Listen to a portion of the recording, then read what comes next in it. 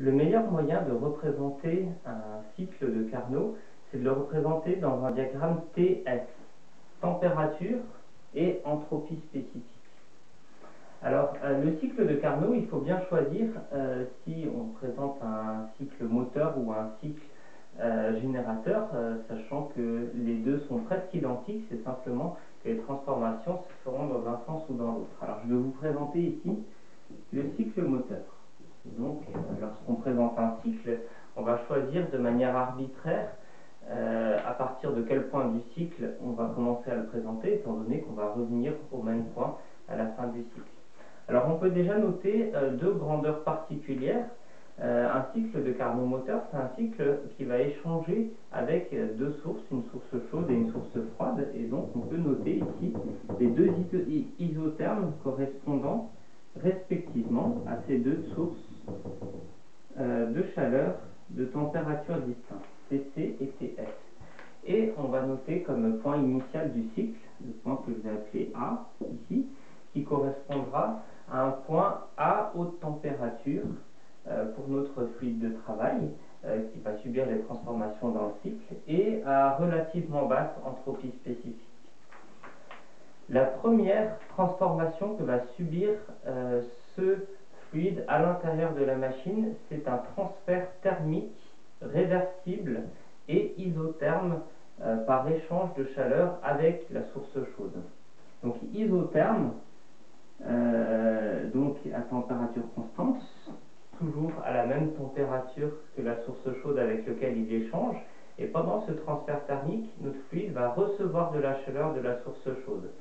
Vu qu'il va recevoir de la chaleur, son entropie spécifique va augmenter. Et d'ailleurs, toute cette augmentation est liée uniquement au transfert thermique, étant donné que c'est une transformation réversible et qu'on n'a pas de création d'entropie pendant cette transformation.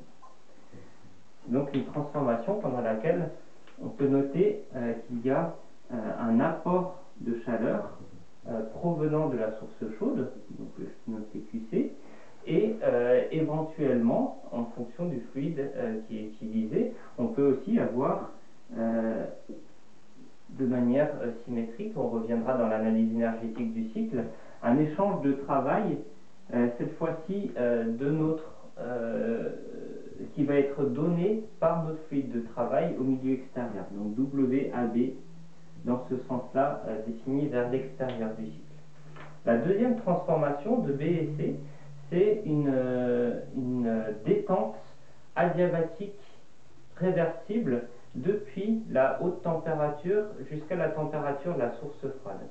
Alors une détente adiabatique et réversible, adiabatique elle ne va pas échanger d'entropie, réversible elle ne va pas créer d'entropie, ça sera donc une transformation isentropique à entropie spécifique constante.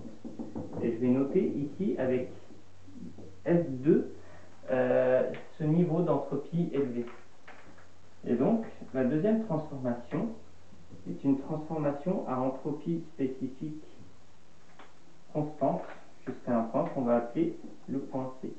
Alors, c'est une transformation adiabatique, on n'a pas d'échange de chaleur, mais si on a une détente, on va pouvoir aussi avoir un échange de travail avec, encore une fois, le fluide de travail qui va donner au milieu extérieur un travail BC qui sera donné au milieu extérieur. Les deux transformations suivantes sont plus ou moins les symétriques. La troisième transformation, c'est un échange de chaleur isotherme réversible, cette fois-ci avec la source froide et à la même température de la source froide, pendant lequel le fluide de travail va donner de la chaleur à la source froide. Et donc ici, c'est à la même température que la source froide. On va avoir un échange de chaleur avec la source froide depuis le fluide de travail vers cette source froide, et on peut avoir une compression qui permettrait d'avoir un échange de travail depuis le milieu extérieur vers le fluide de travail pendant cette transformation. Donc de C à D. Et enfin, dernière transformation, une compression adiabatique réversible.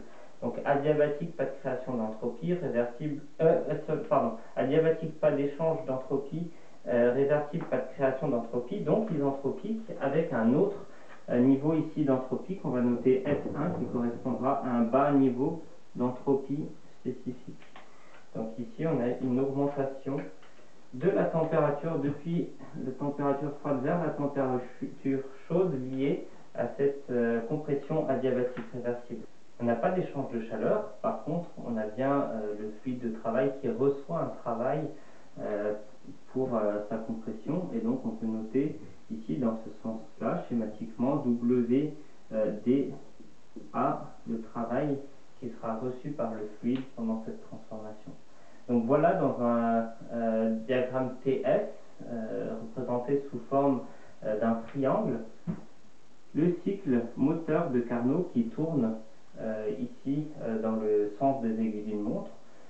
Si on avait voulu représenter le cycle de Carnot générateur, on aurait décrit exactement les mêmes transformations en sens inverse, donc on aurait fait tourner ce cycle dans le sens opposé des aiguilles d'une montre.